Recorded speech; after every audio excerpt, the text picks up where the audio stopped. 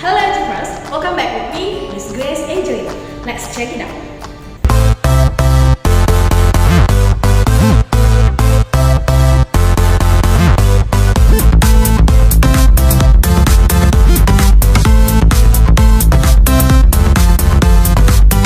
Pada pertemuan kali ini, Miss Grace akan memberikan video pembelajaran akuntansi tentang bagaimana cara menyusun kertas kerja.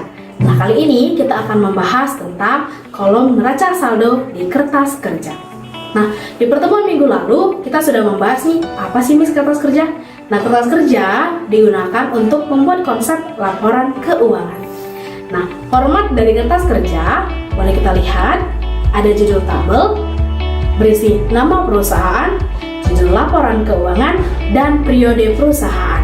Kemudian, kolom kertas kerja berisi kolom nomor akun, kolom nama akun, kolom neraca saldo, kolom ayat jurnal penyesuaian, kolom neraca saldo disesuaikan, kolom laba rugi, dan yang terakhir kolom neraca. Selengkapnya kalian boleh lihat contoh formatnya di halaman 102.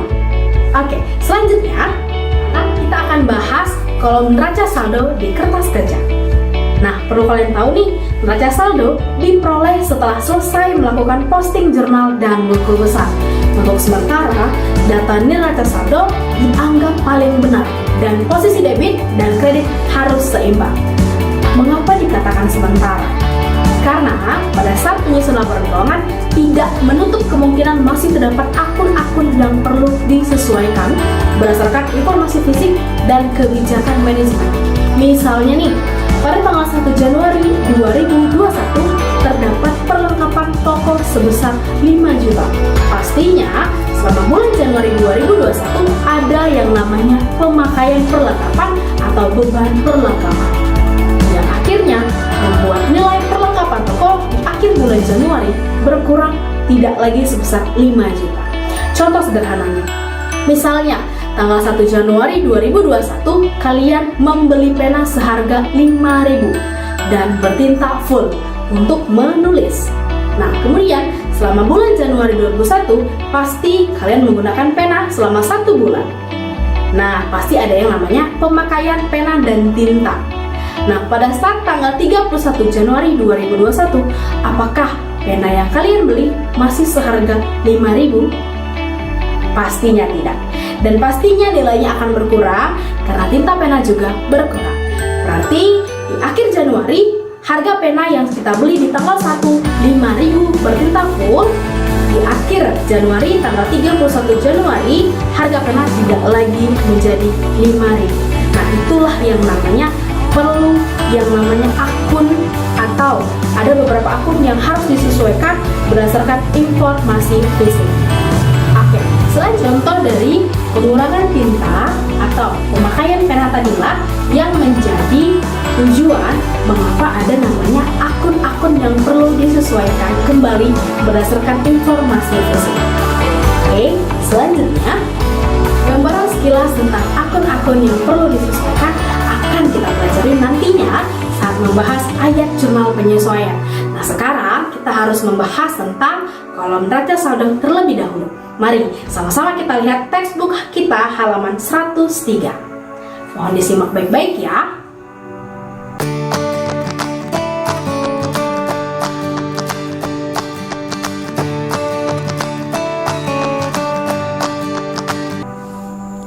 Bersama-sama kita lihat, berikut Miss lampirkan neraca saldo Adam Salon per 31 Desember 2010.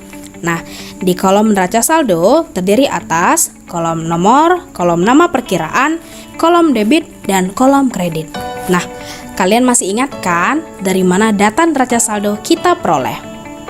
Ya, dari jurnal, kemudian setelah itu diposting ke buku besar. Nah, angka akhir dari buku besarlah yang menjadi data di neraca saldo.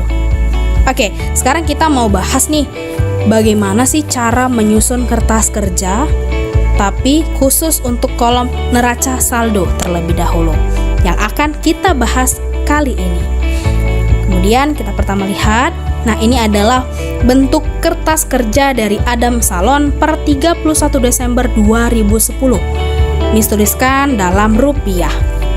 Oke, di kertas kerja terdapat beberapa kolom, ya bentuknya agak lebih panjang. Terdiri dari kolom nomor, kemudian kolom nama perkiraan, kolom neraca saldo, kolom AJP, ayat jurnal penyesuaian, kolom neraca saldo disesuaikan, kemudian kolom laba rugi, dan yang terakhir kolom neraca. Nah, kemudian di kolom nomor atau kolom kode akun, kalian boleh catat dari kolom nomor di Adam Salon di neraca saldonya. Contohnya nih, di nomor 101 untuk nama perkiraan kas. Kemudian di debitnya 7 juta.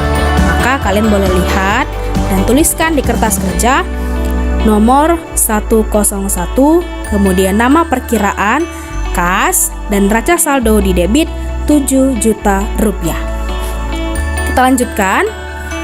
Nomor 102, piutang usaha 3 juta di debit. Maka kalian letakkan di kertas kerja juga demikian. Nomor 102, kemudian nama perkiraan piutang usaha, dan di kolom debit 3 juta rupiah. Nah, yang perlu kalian ingat, kalian tidak boleh salah meletakkan posisi debit dan kreditnya, karena akan menyebabkan ketidakseimbangan atau kekeliruan dalam perhitungan nantinya. Kita lanjutkan. 103, sewa dibayar di muka 3 juta. Oke, kita masukkan di kertas kerja 103, sewa dibayar di muka 3 juta di debit. Selanjutnya 104, perlengkapan salon 800.000 di debit. Kita tuliskan 104, perlengkapan salon 800.000 di debit. Selanjutnya 111, peralatan salon 6.200.000 di neraca saldo, dan kita tuliskan di kertas kerja 111, peralatan salon 6.200.000. Kemudian 112, akumulasi penyusutan peralatan salon di kolom kredit 1.200.000. Ingat, di kolom kredit 1.200.000. Maka di kertas kerja kita tuliskan demikian, 112, akumulasi penyusutan peralatan salon 1.200.000. Begitu juga dengan gedung 50 juta di debit. Kemudian kita lanjutkan dengan akumulasi penyusutan gedung di kredit 5 juta. Oke, nah kemudian kalian tambahkan semuanya sesuai dengan kolom debit dan kredit neraca saldo sesuai persis untuk kalian tuliskan di kertas kerja. Bentuknya bakal seperti ini. Oke, sampai ke 509, beban lain-lain 1.600.000. Nah, setelah ini Miss, kita ngapain lagi setelah kita sudah memindahkan angka dari neraca saldo ke kolom neraca saldo di kertas kerja? Setelah itu kalian jumlahkan. Nah, ketika kalian sudah menemukan angka yang sama di kolom debit dan kolom kredit untuk jumlah, maka artinya pemindahan kalian sudah benar. Tapi kalau misalnya di jumlah debit dan kredit tidak sama, berarti ada kesalahan penulisan atau bisa jadi kelebihan penulisan. Oke, jumlahnya adalah 79.100.000 di kolom debit dan 79.100.000 di kolom kredit. Angka yang sama ini menandakan bahwa kolom debit dan kredit seimbang khusus untuk kolom neraca saldo. Artinya tidak terjadi kesalahan penulisan atau tidak terjadi kelebihan penulisan pada saat kalian memindahkan data dari neraca saldo ke kolom neraca saldo pada kertas kerja. Contoh selanjutnya. Pada video pembelajaran berikut telah disediakan tabel neraca saldo dan tabel ayat jurnal penyesuaian dari Bengkel Berkat bulan Oktober 2019. Pertama sekali, kita buatkan judul tabel kertas kerja terlebih dahulu, yang terdiri dari Bengkel Berkat, kertas kerja 31 Oktober 2019 dalam rupiah. Jika kalian tidak ingin menuliskan simbol Rp pada saat membuat kertas kerja. Kemudian, kita pindahkan data keuangan pada tabel neraca saldo ke dalam kertas kerja kolom neraca saldo. Kita mulai dengan mengisi kolom nomor akun yang terdiri dari nomor akun 111 sampai dengan 512. Dilanjutkan dengan mengisi kolom nama akun yang terdiri dari akun kas sampai dengan akun beban listrik dan telepon. Setelah itu, kita isikan kolom debit dan kredit pada kertas kerja kolom neraca saldo sesuai data keuangan yang sudah tertera pada tabel neraca saldo. Dimulai dari nomor akun 11 kas di debit sebesar 30.200.000 sampai dengan nomor akun 512 beban listrik dan telepon di debit sebesar 600.000. Setelah selesai mengisi kolom debit dan kredit pada kertas kerja kolom neraca saldo, kita hitung jumlahnya. Jumlah pada sisi debit sebesar 51.590.000 dan jumlah pada sisi kredit sebesar 51.590.000. Jika jumlah pada kertas kerja kolom neraca saldo ini sama dengan jumlah pada tabel neraca saldo, maka pencatatan yang telah dilakukan sudah benar.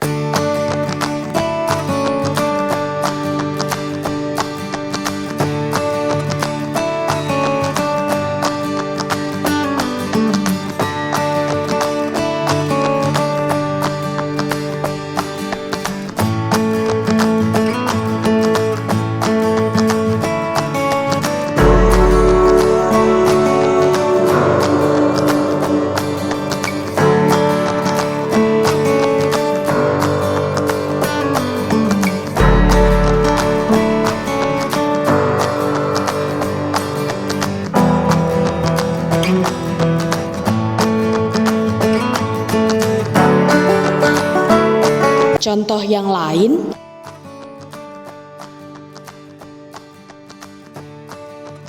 sebelum kita melakukan pencatatan kertas kerja kolom neraca, langkah pertama yang harus kita lakukan yaitu membuat judul dari tabel kertas kerja terlebih dahulu.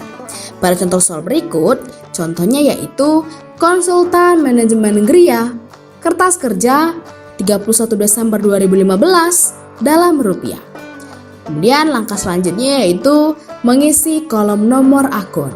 Pada contoh soal berikut, nomor akun terdiri dari 101 sampai dengan 503. Kemudian langkah selanjutnya yaitu mengisi kolom nama akun. Pada contoh soal berikut, nama akun terdiri dari akun kas, piutang usaha, iklan dibayar di muka, perlengkapan kantor, peralatan kantor, akumulasi penyusutan peralatan kantor, utang usaha, pendapatan diterima di muka, modal Adam, prive Adam, pendapatan jasa, beban gaji, beban sewa, dan yang terakhir beban bunga. Kemudian langkah selanjutnya yaitu mengisi kolom neraca saldo. Kita isikan kolom debit dan kreditnya dan jumlahnya yaitu 42.200.000. Debit dan kreditnya 42.200.000. Berarti pencatatan di kolom neraca saldo sudah dilakukan dengan benar ya.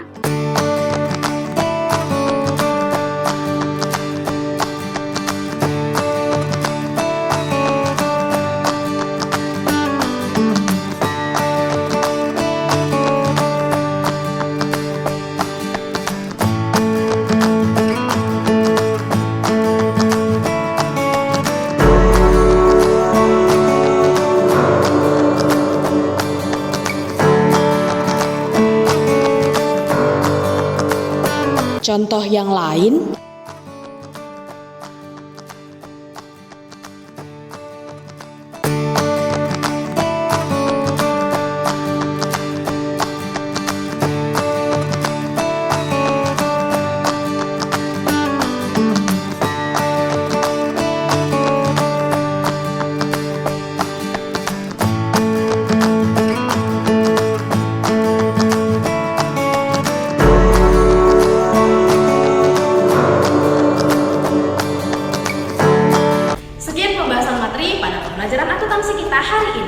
Sekiranya peserta didik dapat memahami pembahasan materi yang sudah Miss berikan melalui video pembelajaran ini.